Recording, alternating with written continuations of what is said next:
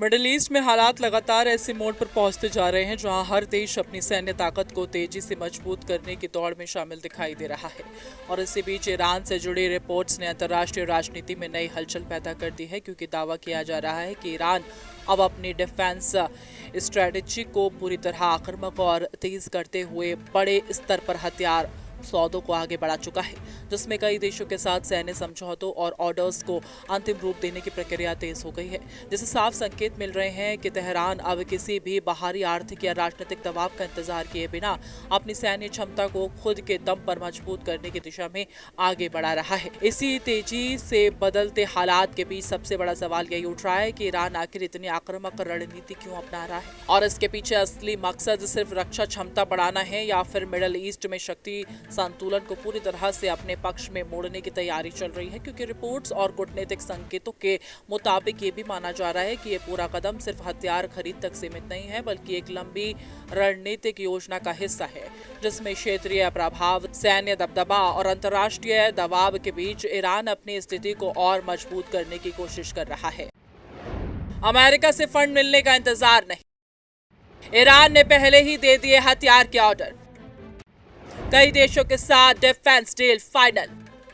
Iran ने रूस से 20 हेलीकॉप्टर खरीदे,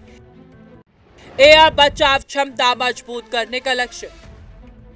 अब सबसे बड़ा खुलासा इसी रिपोर्ट से सामने आता है कि जिसमें दावा किया जा रहा है कि ईरान ने अलग अलग देशों से हथियार एक बड़ी और बहुस्तरीय डील की प्रक्रिया शुरू कर दी है, जिसमें air defence system, drone technology, missile से जुड़े कंपोनेंट्स और इलेक्ट्रॉनिक वॉरफेयर इक्विपमेंट जैसी आधुनिक सैन्य क्षमताओं को मजबूत करने वाले उपकरण शामिल हैं। और रिपोर्ट्स के मुताबिक इस पूरे सौदे की वैल्यू अरबों डॉलर के स्तर तक पहुंच सकती है। हालांकि आधिकारिक तौर पर किसी भी देश ने इस आंकड़े की पुष्टि नहीं की है, लेकिन अंतर्राष्ट्रीय रक्षा विशेषज्ञों का मानना है कि ऑर्डर छोटे नहीं बल्कि रणनीतिक स्तर पर बड़े और दीर्घकालिक सैन्य विस्तार की ओर इशारा करते हैं, जहां ईरान अपनी डिफेंस कैपेबिलिटी को अगले स्तर पर ले जाने के लिए तैयारी में दिख रहा है। अब सबसे बड़ा सवाल यही खड़ा हो रहा है कि अगर ईरान ने वाकई इतनी भारी मात्रा में हथियार और सैन्य उपकरणों की डील्स फाइनल कर ली है, तो आखिर इसका इस्तेमाल किस मकसद के लिए किया जाएगा? क्योंकि किसी भी देश के लिए इतनी बड़ी डिफेंस कैपेबिलिटी सिर्फ सुरक्षा तक सीमित नहीं रहती, बल्कि अंतर्राष्ट्रीय विशेषज्ञों का मानना है कि इस तरह की तेजी से बढ़ती सैन्य ताकत अक्सर क्षेत्रीय दबदबा बनाने, रणनीतिक दबाव बढ़ाने और संभावित टकराव की स्थिति में बढ़त हासिल करने के लिए इस्तेमाल होती है। यही वजह है कि पूरी दुनिया अब इस बात पर नजर बनाए हुए है कि ईरान का अगला कदम आखिर किस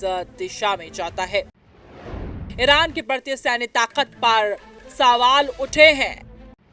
कितने हथियारों का इस्तेमाल किस रणनीति में होगा? मिडिल ईस्ट में शांति संतुलन बदलने की आशंका है। अमेरिका और पश्चिमी देश स्थिति पर नजर रखे हुए हैं। अब इस पूरे घटनाक्रम का सबसे बड़ा असर वैश्विक स्तर पर दिखाई देने लगा, क्योंकि जैसे जैसे ईरान अपनी सैन्य क्षमता को तेजी से बढ़ा रहा है, वैसे वैसे मिडिल ईस्ट में पहले से मौजूद तनाव और गहराता जा रहा है। अंतर्राष्ट्रीय कूटनीति के सामने यह चुनौती खड़ी हो गई है कि अगर ये हथियारों की दौड़ इसी तरह बढ़ती रही तो आने वाले समय में सिर्फ क्षेत्रीय नहीं बल्कि वैश्विक सुरक्षा संतुलन भी प्रभावित हो सकता है। और इसी वजह से अब हर देश इस सवाल पर फोकस कर रहा है कि ईरान की यह रणनीति शांति की दिशा में कदम है या फिर एक नए टकराव की तैयारी का संकेत है।